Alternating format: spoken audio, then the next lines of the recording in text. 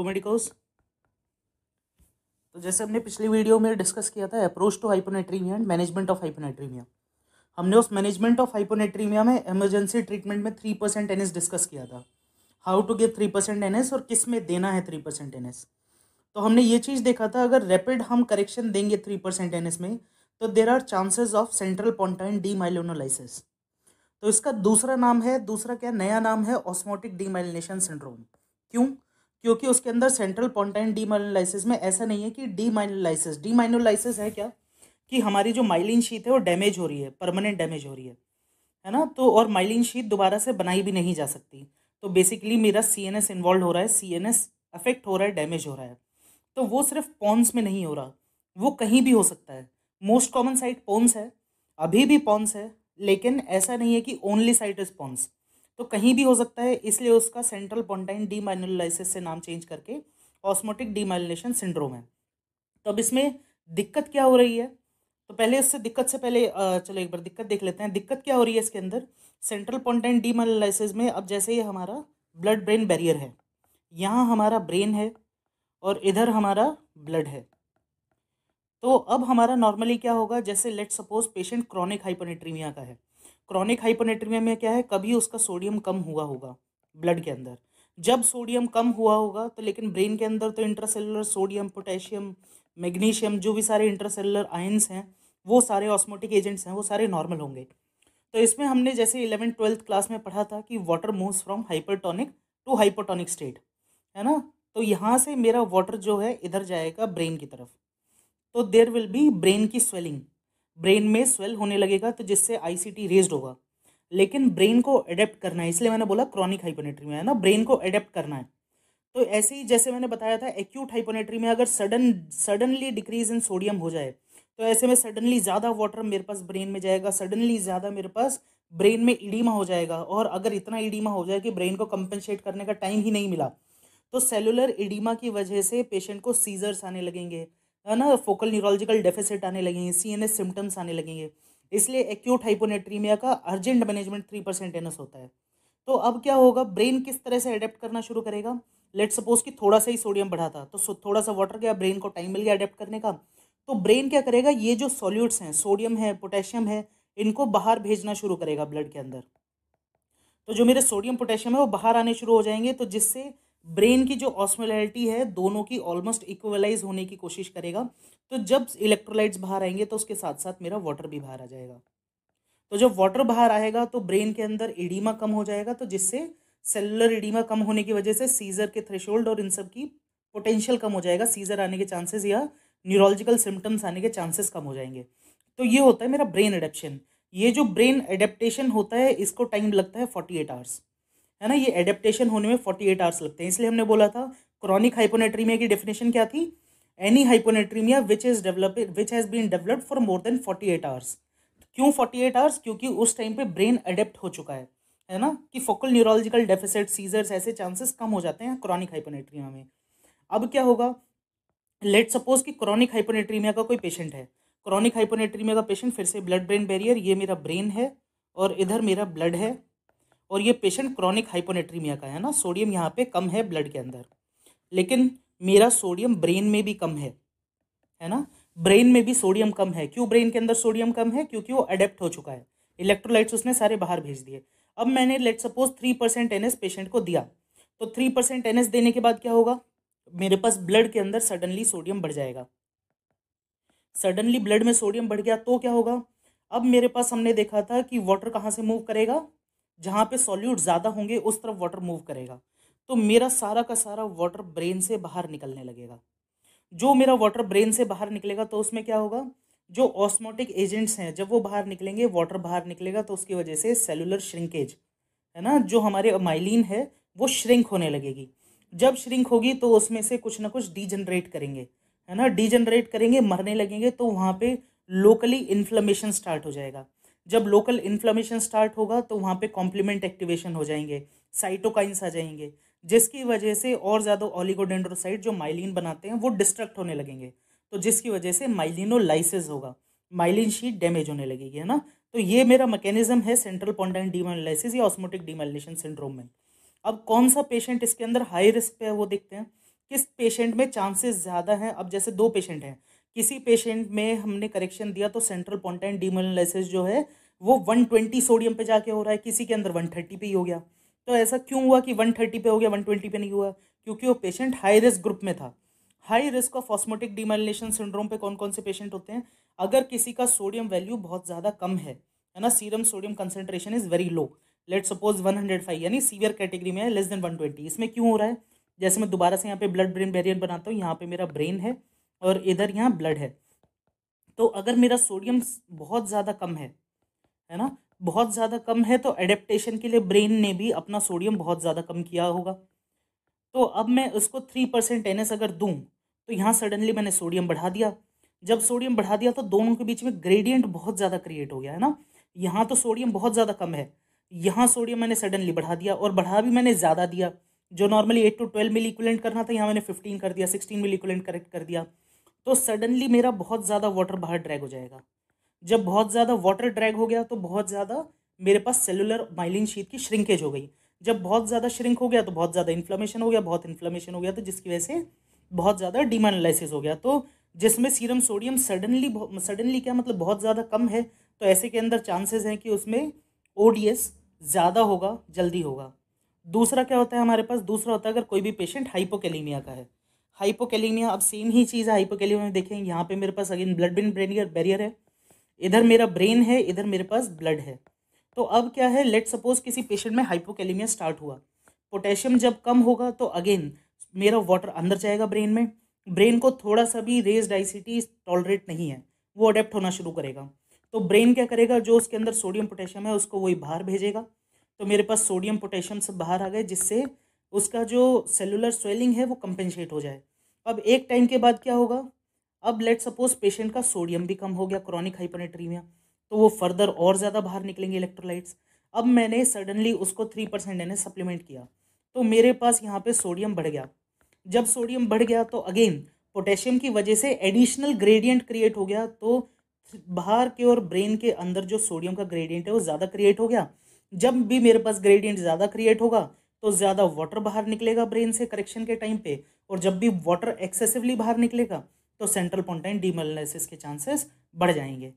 तीसरा कारण होता है मेरे पास एल्कोहलिज्म। अगर कोई पेशेंट एल्कोहलिक है तो अगेन उसके अंदर ज़्यादा चांसेस हैं ऑस्मोटिक डीमाइलिनेशन सिंड्रोम के as compare to non alcoholic. क्यों? क्योंकि एल्कोहल इटसेल्फ माल न्यूट्रिशन कराता है तो इनटेक कम रहेगा, हाइपोकैलेमिया करवाता है, प्लस ये न्यूरोटॉक्सिक भी है, तो itself it will cause damage. तो कम कम ग्रेडियंट पे भी ज़्यादा रिस्क है डैमेज का।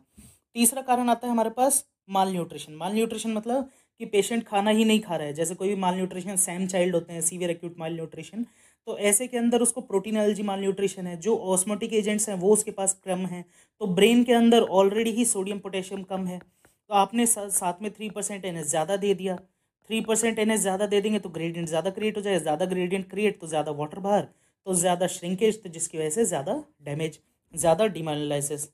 फिर तीसरा आता है हमारे पास एडवांस्ड CLD या फिर सिरोटिक लीवर डिजीज़। तो एडवांस CLD के अंदर क्या होगा, वही सेम चीज़, पेशेंट माल न्यूट्रिशन रहेगा, उसको हाइपोकैलेमिया भी रहेगा, है ना, उसके साथ इसमें जो ऑस्मोटिक एजेंट्स हैं वो वैसे ही कम रहेंगे तो ग्रेडियंट ज़्यादा क्रिएट होगा। तो इन सारे पेशेंट में जब भी हम सोडियम करेक्ट करेंगे तो हम ज़्यादा कॉशियस रहेंगे। तो हम वहाँ पे normal target 8 to 10 milli equivalent ना रख के उसको और 2 से कम कर देंगे। हम उसमें यहाँ पे अपना ग्रेडियंट सिर्फ 6 to 10 मिली इक्विवेलेंट का करेक्शन ही टारगेट करेंगे, कि हम 24 आवर्स में 6 to 10 मिली इक्विवेलेंट के ऊपर करेक्ट नहीं करेंगे, नहीं तो ऑस्मोटिक डीमाइलिनेशन सिंड्रोम का रिस्क बढ़ जाएगा इन पेशेंट्स में स्पेसिफिकली। तो इन पेशेंट में 3% NS का करेक्शन देते टाइम बहुत ज़्यादा कॉशियस रहेंगे, बहुत ज़्यादा ध्यान रखेंगे, प्लस मॉनिटरिंग भी ऐसे पेशेंट में ज़्यादा करेंगे। तो ये दोबारा से वही है जो हमने अभी देखा था कि किस तरह से होता है। तो सबसे पहले कोई भी पेशेंट क्रॉनिक हाइपोनेट्रीमिया का है, तो क्रॉनिक हाइपोनेट्रीमिया की वजह से क्या होगा, स्वेलिंग होगी जैसे हमने देखा था।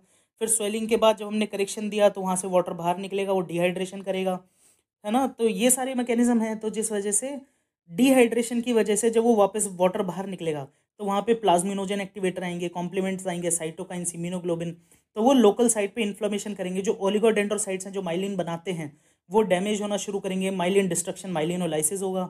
ये ज़्यादातर पॉन्टाइन रीजन में होता है। पॉन्टाइन रीजन में क्यों होता है, ऐसे एरिया में माइलिन ज़्यादा होगी। लेट सपोज यहाँ पे दोबारा से यहाँ पे मेरे पास ब्लड ब्रेन बैरियर है, इधर मेरे पास ब्रेन है और इधर मेरे पास ब्लड है। तो अब मैंने क्या बताया था कि यहाँ मेरे पास ब्रेन के अंदर सोडियम कम है और 3% NH देने के बाद ब्लड में मेरे पास सोडियम ज़्यादा है। तो मैंने क्या बताया था कि ज़्यादा से ज़्यादा वाटर मेरा बाहर निकलेगा। अब ब्रेन सोडियम भी तो कुछ ना कुछ इनटेक करेगा, है ना। ब्रेन के अंदर भी तो कुछ ना कुछ सोडियम जाएगा जो उस वाटर को कंपनसेट करेगा। अब ऐसे एरिया में सेंट्रल पोंटाइन डीमाइलिनाइसिस के चांसेस ज़्यादा हो जाएंगे जो ये सोडियम को रिलेटिवली धीरे लेगा, जिसमें सोडियम जल्दी ना जाए। तो जब सोडियम धीरे धीरे जाएगा लेकिन वाटर तो फ्रीली परमिएबल है ब्लड ब्रेन बैरियर के क्रॉस, तो ये तो जल्दी जल्दी निकलेगा वाटर मेरे पास, लेकिन सोडियम बहुत धीरे धीरे जा रहा है, तो जिसकी वजह से चांसेस ऑफ डीमाइलिनेशन बढ़ जाएगा। ऐसा एरिया मोस्ट कॉमन कौन सा है? ऐसे एरिया सबसे ज़्यादा आता है पॉन्स। पॉन्स के अंदर इलेक्ट्रोलाइट्स इतना फ्रीली मूव नहीं कर पाते, तो इसलिए ज़्यादातर डीमाइलिनेशन मेरे को पॉन्स के एरिया में दिखता है। इसलिए इसका पुराना नाम था सेंट्रल पोंटाइन डीमाइलिनाइसिस। लेकिन सिर्फ ये पॉन्स में नहीं मिलता, दूसरे एरियाज में भी मिलता है, तो इसलिए इसका अब नया नाम है ऑस्मोटिक डीमाइलिनेशन सिंड्रोम। और ये डीमाइलिनेशन ये जो है सेंट्रल पोंटाइन डीमाइलिनोलाइसिस है ना, डीमाइलिनेशन नहीं है सेंट्रल पोंटाइन डीमाइलिनेशन ना, सेंट्रल पोंटाइन डीमाइलिनोलाइसिस, माइलिन शीट का लाइसिस हो रहा है, ब्रेक डाउन हो रहा है ना। फिर ठीक है, ये चीज़ है। जैसे इसमें अभी पढ़ा था कि ओडीएस कब होगा, जब हम रैपिडली करेक्ट करेंगे, more than 10 to 12 milli equivalent ज़्यादा दे देंगे, तो ऐसे में चांसेस ऑफ ओडीएस बढ़ जाएगा। पेशेंट किस किस सिम्टम्स के साथ आ सकता है? पेशेंट किसी भी सीएनएस मैनिफेस्टेशन के साथ प्रेजेंट करता है। पैरापेरेसिस हो सकता है, क्वाड्रीपेरेसिस हो सकता है, बोलने में दिक्कत हो सकती है, डिसआर्थरिया हो सकता है, डिप्लोपिया हो सकता है, लॉक्ड इन सिंड्रोम, या फिर पेशेंट ऑल्टर्ड कॉन्शियसनेस या लॉस ऑफ कॉन्शियसनेस के साथ आ सकता है। मोस्ट कॉमनली अफेक्टेड एरिया कौन सा होता है? पॉन्स। लेकिन जैसे मैंने बताया था अदर एरियाज भी इन्वॉल्व हो सकते हैं। तो कौन से एरियाज इन्वॉल्व हो सकते हैं? सेरिबेलम इन्वॉल्व हो सकता है, lateral geniculate body, thalamus, putamen, cerebral cortex, sub cortex, कोई सा भी एरिया इन्वॉल्व हो सकता है। लेकिन मोस्ट कॉमन एरिया जो हमसे इन्वॉल्व होता है वो कौन सा है? पॉन्स, है ना। Most common area involve is pons. तो यहाँ पे अभी कुछ फोटोज हैं। जैसे ये मेरा पॉन्स का एरिया है, इधर फर्स्ट डायग्राम के अंदर ये पॉन्स है। तो पॉन्स के अंदर यहाँ पे आप डीमाइलिनेशन देख सकते हैं ना, कि माइलिन शीथ ब्रेकडाउन है। इधर देखो यहाँ पे एक ऐसा कलर है और यहाँ पे ये वाला देखो, ये मेरे पास डीमाइलिनेशन है ना, तो सेंट्रल पोंटाइन डीमाइलिनाइसिस। दूसरी फोटो में इस वाले में देख के बताओ कहाँ पे डीमाइलिनेशन हो रहा है? यहाँ पे डिफरेंस दिख रहा है? ये इधर वाला देखो यहाँ पे है क्या ऐसा कुछ, लेकिन यहाँ पे है, इधर ये डीमाइलिनेशन हो रहा है मेरा, है ना। ठीक है, तो नेक्स्ट इसके अंदर क्या है? अब ट्रीटमेंट। अब किसी में मान लो लेट सपोज हो गया, ये तो हमें प्रिवेंशन हो गया। अब ये चीज़ देखो, जो मेरी माइलिन शीट डैमेज हो गई वो हो गई, उसका कुछ नहीं कर सकते। हमें फर्दर प्रिवेंशन करना है। ऐसा ना हो कि जो मेरा पॉन्स इन्वॉल्व है वो आगे मिड ब्रेन की तरफ प्रोग्रेस कर जाए, मेडुला की तरफ प्रोग्रेस कर जाए। तो इसलिए इसमें जो ऑस्मोटिक डीमाइलिनेशन सिंड्रोम है, इसका मेन ट्रीटमेंट इज प्रिवेंशन, है ना। ट्रीटमेंट ऐसा कुछ नहीं है। ट्रीटमेंट में मैं क्या कर दूंगा? जो सोडियम मैंने अचानक से बढ़ाया मैं उसको वापस से कम कर दूंगा, है ना। जो मेरे पास इन्फ्लेमेशन हो रहा है मैं उस इन्फ्लेमेशन को कम कर दूंगा, लेकिन जो डैमेज हो गया मैं उसको रिवर्स नहीं कर सकता। तो prevention is better than cure यहाँ पे है। तो अगर मेरा स्टार्टिंग सीरम सोडियम, जैसे मैंने क्या कहा था, ऑस्मोटिक डीमाइलिनेशन सिंड्रोम ज़्यादा होगा अगर मेरा सोडियम बहुत ज़्यादा कम होगा। तो अगर किसी में स्टार्टिंग सीरम सोडियम बहुत ज़्यादा कम है तो ऐसे में हाई रिस्क है कि chances of osmotic demyelination syndrome ज़्यादा होगा। तो अगर किसी में भी ये है और मैं उसको मान लो वेप्टान से ट्रीटमेंट कर रहा हूँ, तो उसके अंदर मैं नेक्स्ट डोज ऑफ टॉलवेप्टान अवॉइड कर दूंगा, है ना, अवॉइड विद होल्ड। लेकिन अगर स्टार्टिंग सीरम सोडियम ये है तो मैं उसमें मोर देन 120 है तो ऐसे के अंदर मैं एक बार कॉशियसली दोबारा से मॉनिटरिंग करूंगा, देखूंगा, है ना, क्योंकि chances of demyelination syndrome relatively कम है 120 से ऊपर वाले सोडियम में as compare to severe hyponatremia. दूसरा मैं क्या कर सकता हूँ? दूसरा मैं कर सकता हूँ थेरेपेटिक रीलोवरिंग ऑफ सीरम सोडियम, लेकिन ये अगर मैं विद इन 24 आवर्स करूँ तो ही बेनिफिशियल है।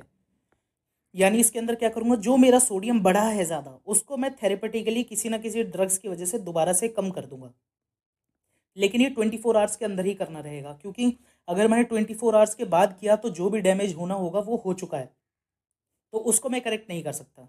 तो ऐसे में प्लस डैमेज कम करने के लिए therapeutic lowering should be done with in 24 hours.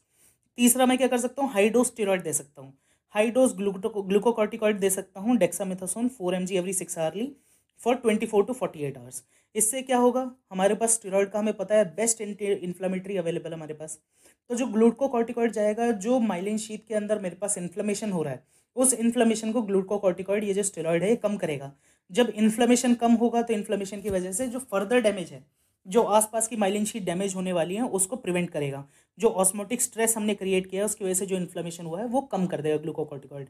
तो ट्रीटमेंट 3 ही है। सबसे पहले जो ऑनगोइंग ट्रीटमेंट है उसको रोको, थेरेपेटिक रीलोअरिंग करो विद इन 24 आवर्स, और तीसरा है हाई डोज ग्लूकोकॉर्टिकॉइड। अब थेरेपेटिक रीलोअरिंग कैसे होती है? थेरेपेटिक रीलोअरिंग में हमने क्या किया था, टोलवेप्टान दिया था, है ना। टोलवेप्टान ट्रीटमेंट में हमने देखा था ना, इसका हाइपोनेट्रीमिया के ट्रीटमेंट में टोलवेप्टान कैसे कम करता था? टोलवेप्टान था V2 receptor antagonist, V2 receptor antagonist. तो ये जो ADH रिसेप्टर था, V2 रिसेप्टर, उसके अगेंस्ट काम करता था, जिससे वाटर कम रीअब्जॉर्ब होता था। वाटर कम रीअब्जॉर्ब होता था तो उसकी वजह से मेरे पास हाइपोनेट्रीमिया ट्रीट होता था। अब मैं अगर इसी रिसेप्टर का एगोनिस्ट दे दूं, अगर इसी रिसेप्टर पे काम करने वाला ऐसा कुछ एजेंट दे दूं जो इस रिसेप्टर को और ज़्यादा काम करवाए, और ज़्यादा काम करवाएगा तो मोर वाटर रीअब्जॉर्प्शन होगा, ज़्यादा वाटर रीअब्जॉर्प्शन होगा तो उसकी वजह से मेरे पास डाइल्यूशन होगा, डाइल्यूशन होगा तो उसकी वजह से मेरे पास दोबारा से हाइपोनेट्रीमिया क्रिएट होगा। तो अगर मेरे पास ज़्यादा सोडियम क्रिएट हो गया तो मैं हाइपोनेट्रीमिया क्रिएट कराऊंगा। तो ऐसी ड्रग कौन सी होती है? ऐसी ड्रग है डेस्मोप्रेसिन, V2 रिसेप्टर एनालॉग, है ना, जो इनडायरेक्टली मानो सिंथेटिक ADH है। तो इसको मैं दूंगा, ये कैसे देंगे? 2 to 4 mg एवरी 8 आवर्ली, है ना। इसको सबक्यूटेनियस दे सकते हैं और या फिर IV भी दे सकते हैं। 2 to 4 mg every 8 hourly desmopressin, है ना। प्लस साथ में मैं क्या करूँगा, ऐसा कोई फ्लूइड दूंगा जिसके अंदर सोडियम नहीं है या सोडियम बहुत ज़्यादा कम है। तो एक तो मैंने वाटर रीअब्जॉर्ब करा लिया किडनी से, दूसरा क्या कर दिया, वाटर मैंने दे दिया बाहर से।